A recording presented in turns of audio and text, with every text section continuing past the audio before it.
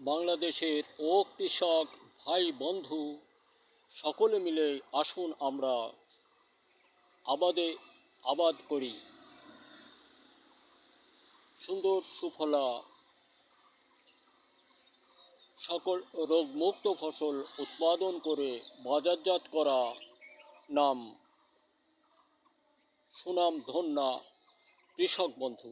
কিন্তু সকল কৃষকই ফসল উৎপাদনের মহা কৌশলী, তবুও হেরে যায় কেন জানেন? সেটা ভুল সিদ্ধান্ত দানকারীর কারণে। তাছাড়া কৃষক কখনো হেরে যাবার নয়, কারণ আমরা কৃষক মানুষ মূর্খ, লেখাপড়া জানি না, সহজ সরল অন্তর আত্মার নিভৃত কোণ পর্যন্ত সোজা সহজ সরলতা, যে কারণে যে যেটা যাই বলে ওইটাই আমরা গ্রহণ করি। এই জন্য যারা আমরা মানুষকে সিদ্ধান্ত দিব, কৃষককে সিদ্ধান্ত দিব, এখানে কোনো ভুল সিদ্ধান্ত না দেই, আর সহজ সরলভাবে কৃষক বন্ধু মানুষকে না বিশ্বাস করেও কিছুই করারও নেই। এজন্য আমি বলবো, আমার আঞ্চলিক শুধু নয়, সারা দেশময় যতদূর মানুষ চ্যানেল দেখেন, এনাদের সকলের প্রতি আকুল আবেদন, প্রতিহিংসা ছাড়ুন, নিজে বাঁচুন, অন্যকেও বাঁচার সুযোগ দিন। তাহলেই হবে আমার, আপনার, তার, ওর সকলের উন্নয়ন।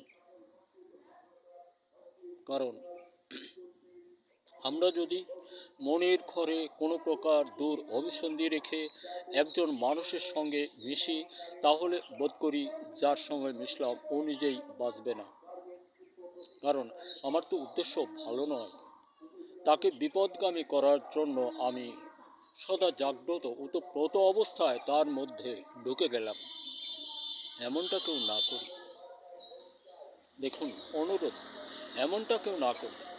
দেশকে ভালোবাসি, জাতিকে ভালোবাসি, জাতির উন্নয়ন ভালোবাসি, জাতিকে সকল প্রকার সুন্দরের পথে আগায় নিতে চেষ্টা করি, জাতি যাতে করে এই দেশে চির উন্নত শিরে সুখ সমৃদ্ধে মহা শক্তিশালী শক্তিধর হিসেবে উন্নত শিরে বসবাস করতে পারে, সেদিকে আগায়নি। এইটাই আমার মনে হয় আমরা সাধারণ গায়ের কৃষক মূর্খ মানুষ হয়ে এগুলাই বুঝি। কেউ যারা সিদ্ধান্ত দিচ্ছেন ইন্দ্রা সোচ্চার হন। যিনি ভুল সিদ্ধান্ত দিচ্ছেন উনি কিন্তু জানেন যে এটা আমি ওনাকে ভুল সিদ্ধান্ত দিচ্ছি, আর এর ফলাফল অত্যন্ত অত্যন্ত ভয়াবহ, তবুও দেয় ও নিজেকে বড় সাজায়। কিন্তু না, উনি ইচ্ছে করলে পারে, ওনার তো বুদ্ধি আছে।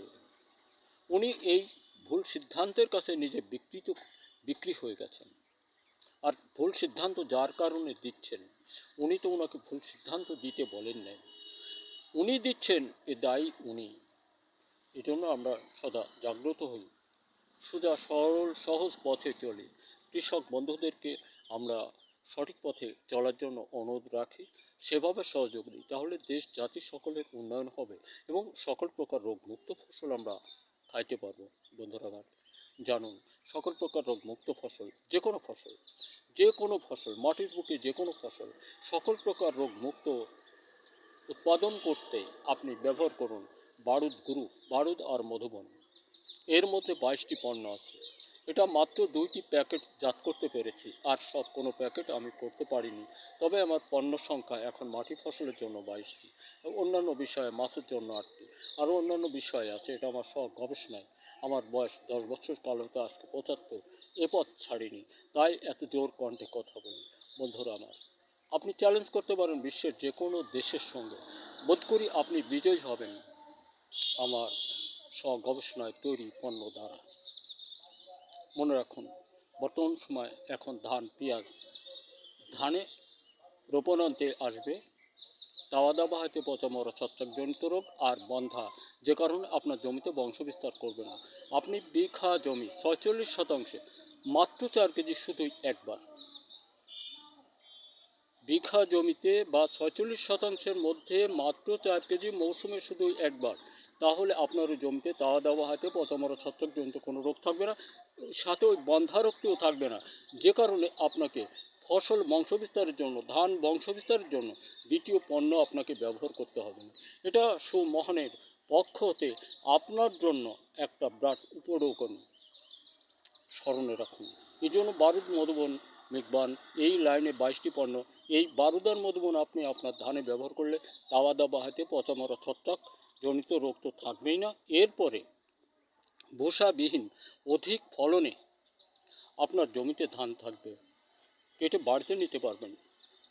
দেখুন, এই তাওয়া দাওয়া হাতে পচা মরা ছত্রাক এগুলো তাড়াতে এক লাইন আপনাকে খরচ করতে হবে, আপনার জমিতে রোগ যাবে না।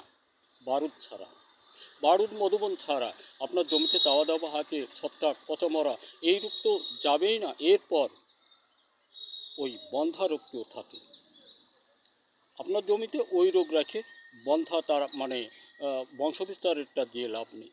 বারুদ মধুবন জমিতে দেন, তাওয়া দাওয়া হাতে পচা মরা ছত্রাকজনিত রোগ থাকবে না। এ সময় বন্ধ্যা তাড়াতে মানে বংশবিস্তারের জন্য দ্বিতীয় পণ্য ব্যবহার করতে হবে না। দেশ কৃষক বন্ধু, আমরা সকলেই সম্মিলিত প্রচেষ্টায় চাষাবাদ যত সুন্দরে ভরে পারি করব। পেঁয়াজ নিচের দিকে পচে, মাথা বক্র, চিন্তা ছাড়ুন, গোড়ায় পচা, একটু ভাবুন। আই চ্যালেঞ্জ আপনার সঙ্গে শুধু একবার বিঘা 4 কেজি, ওখানেও বারুদার মধুবন দেবেন, কারণ যে কোনো ফসল পচা ঠেকাবে একমাত্র বারুদ মধুবন। চ্যালেঞ্জের সঙ্গে আপনি একবার দেবেন বিঘা 4 কেজি, মৌসুমে শুধু একবার। একটি পেঁয়াজ আপনার মরবে না।